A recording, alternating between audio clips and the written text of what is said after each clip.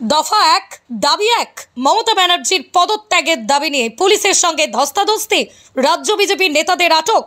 আরজি করেন ন্যাক্কারজনক ঘটনায় প্রতিবাদে রাজ্য বিজেপির তরফ থেকে থানা ঘেরাও কর্মসূচির ডাক দেওয়া হয়েছিল। সেই মর্মে এদিন পূর্ব মেদিনীপুর জেলার নন্দীগ্রাম থানা বিজেপি কর্মী সমর্থকরা ডেপুটেশন দিতে আসেন। ডেপুটেশন দেওয়ার আগেই পুলিশ নন্দীগ্রামের থানা গেট বন্ধ করে দেয়, এমনটাই অভিযোগ। তারপরেই পুলিশের সঙ্গে বিজেপি কর্মী সমর্থকদের ধস্তাধস্তি বেঁধে যায়। পুলিশের তরফ থেকে বলা হয়, আপনারা এতজনকে না নিয়ে এসে কয়েকজন আসুন। কিন্তু বিজেপি কর্মী সমর্থকরা পুলিশের কাছে দাবি জানায় তারা সবাই থানার ভিতরে ঢুকবে। নন্দীগ্রাম থানায় গেটের কাছে বিজেপি কর্মী সমর্থকদের পুলিশ আটকে দেয়। তারপরে শুরু হয় পুলিশের সঙ্গে তুমুল বচসা।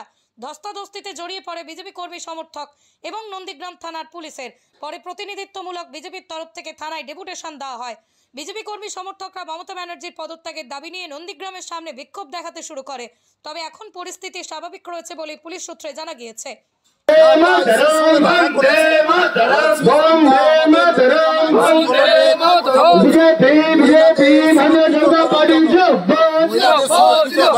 আশ্বস্ত করেছেন নন্দীগ্রামে মহিলারা সুরক্ষিত থাকে, তার জন্য তিনি যা যা করার দরকার ব্যবস্থা করবেন। আমরা আশ্বস্ত হয়েছি তিনি নিশ্চিতভাবে নন্দীগ্রামে দায় দায়িত্বে। খবর নন্দীগ্রাম।